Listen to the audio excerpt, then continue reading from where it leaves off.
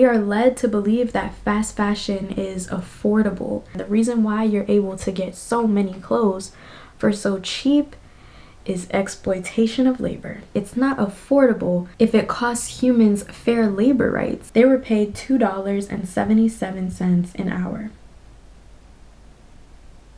Hey y'all, it's Sarah Maria. Welcome back to my channel. We're doing something a little new today.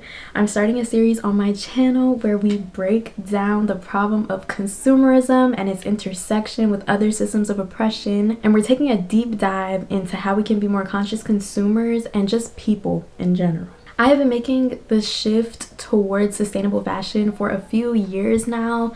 It started off as a fun little hobby, a way to save money, shopping secondhand, thrifting. What started off as a fun little hobby turned into a statement of resistance against a system that does not value human life. It really is that deep, unfortunately. So today, I stand before you as someone who will never buy new clothes again. While it may sound extreme, I'm gonna tell you why it's not extreme, but it's necessary. Let's get into it. We live in the era of infinite access to infinite options whenever you want. With regards to fashion, we're constantly bombarded with advertisements, clothing hauls, sales, new styles. But the release of new fashion used to be a biannual event, with the designers releasing new collections just twice a year. So what happened? The term fast fashion was first used in the 1989 issue of the New York Times in reference to a revolutionary new production model being used by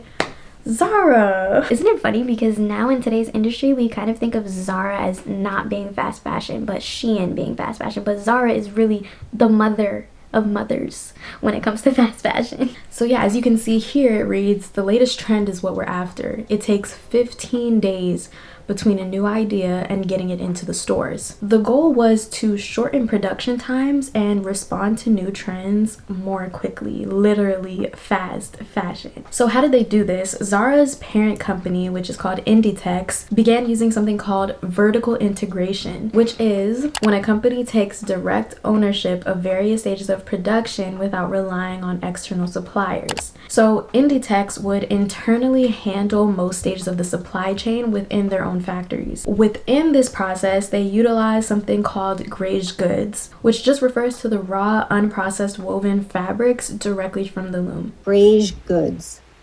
Rather than manufacturing overseas, Zara built their own high-tech factories in Spain, all connected to headquarters by an underground monorail.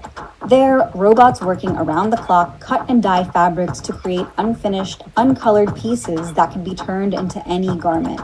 Once a design is created, Zara can send those greige goods to their network of small shops in nearby regions, where they're transformed into finished dresses, trousers, and tops. Instead of huge orders, Zara makes a small batch of each style to start with.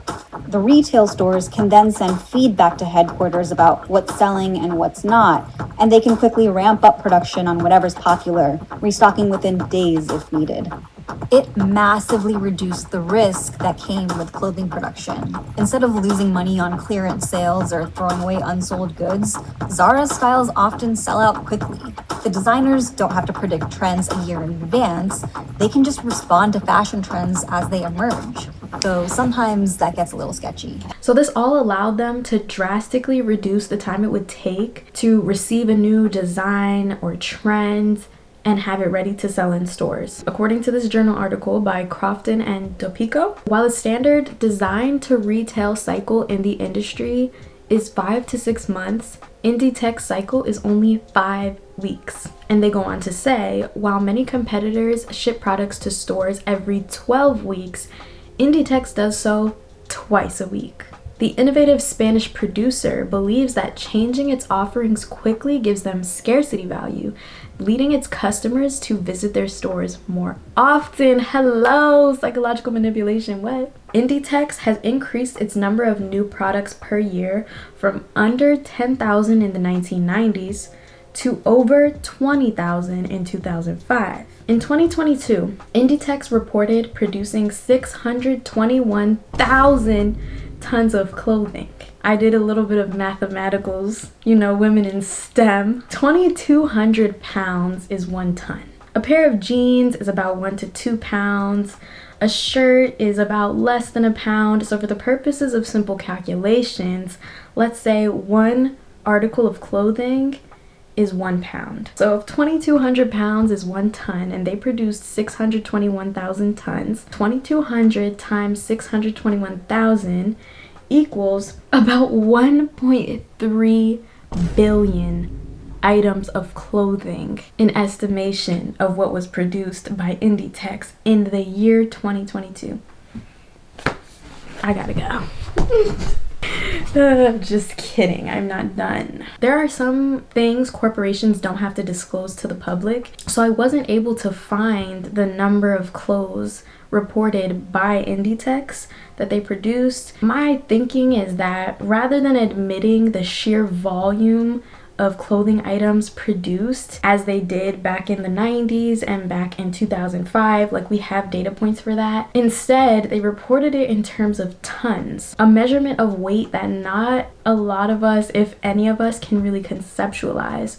And so to me, this feels like a very deliberate action to try and downplay the sheer amount of overproduction that they are engaging in, which therefore is triggering an astronomical amount of overconsumption. All this to say, for a business person, fast fashion is a great model for maximizing profits, expanding a consumer base, and essentially getting your consumer base to be addicted to you. But for the earth, for the environment, and for populations of people throughout the global south, it's a whole different story. Thanks to this revolutionary new business model, the world of fashion would never be the same. To quote the journal article again, it reads, Inditex is changing fashion by forcing other companies to adopt elements of the fast fashion model. According to Ken Watson of Industry Forum, a specialist in the fashion supply chain in the UK, Inditex certainly impacts the way consumers react to fashion by expecting new fashion quicker. New fashion quicker. New fashion quicker. New fashion quicker. Huge fall haul. I spent $1,000 at Abercrombie. For back to school clothing haul. Huge fall haul. I spent $1,000 at Abercrombie. For back to school clothing haul. Huge fall haul. New fashion quicker. Today, fashion consumers buy more than 80 billion pieces of clothing every year. This is a 400% increase within the last 20 years. Do you see the problem yet? The fast fashion industry produces 10% of all global carbon emissions. That's more than all international flights and maritime shipping combined. Do you see the problem yet? And because people are buying so much more than they would ever need, and the quality of clothing is rapidly declining because of this overproduction, the United States alone throws away around 14 million tons of clothing annually. And where do these clothes end up? In the streets, in the homes, in the beaches of Chile, India, Kenya, Ghana. All the waste ends up in the land of the people that did none of the consumption. Do you see the problem yet? Wait until you find out that less than 2% of the world's 75 million garment workers earn what is deemed a livable wage. Less than 2%. Do you see the problem yet? These garment workers are systematically deprived of their rights to safe working conditions, reasonable hours, and compensation. They are prevented from unionizing and often threatened with violence to keep quiet. তারপরে আমাদের এই অফিসে union করছি, এই ইউনিয়নের পর থেকে আমি প্রেসিডেন্ট পোস্টে আছি। তখনই স্যারের সাথে মানে দাবিনামাটা জমাও দেওয়া হয়েছে, স্যারেরা রিসিভও করছে। রিসিভ করার পরে স্যারের সাথে একটু কথা কাটাকাটি হয়। কথা কাটাকাটিতে হওয়ার পরবর্তীতে তারা দরজা লক করে 30-40 জন স্টাফ এবং স্যারেরা মিলে আমাদের উপরে এরকম আক্রমণ করে, অনেক মারধর করে। এবং সাথে চেয়ার ছিল, তারপর মনে করেন যে ওই লাঠি ছিল, স্কেল মিস্কেল ছিল, সিজার মিজার ছিল, ওইগুলো দিয়ে। এবং বেশিরভাগই আমাদের অত্যাচার করছে, তারা শুধু লাথি মারছে, ঘুষি মারছে এবং ওয়ালের সাথে মাথা বাইরে এসে বেশিরভাগই বুকে এবং তলপেটে এদিকে আমাদের অনেক আঘাত করছে স্টাফরা মিলা। Have you heard about the Rana Plaza collapse of 2013? 1,134 people lost their lives, and approximately 2,500 more people were injured due to a structural failure of a building in Bangladesh that housed 5 garment factories within it.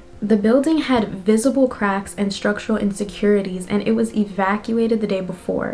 However, the managers of those 5 garment factories had ordered those workers to return to work the next day despite the evacuation. Some global brands that are known to have been sourcing from these factories specifically include Primark, Mango, Benetton, which is an Italian fast fashion giant, just to name a few.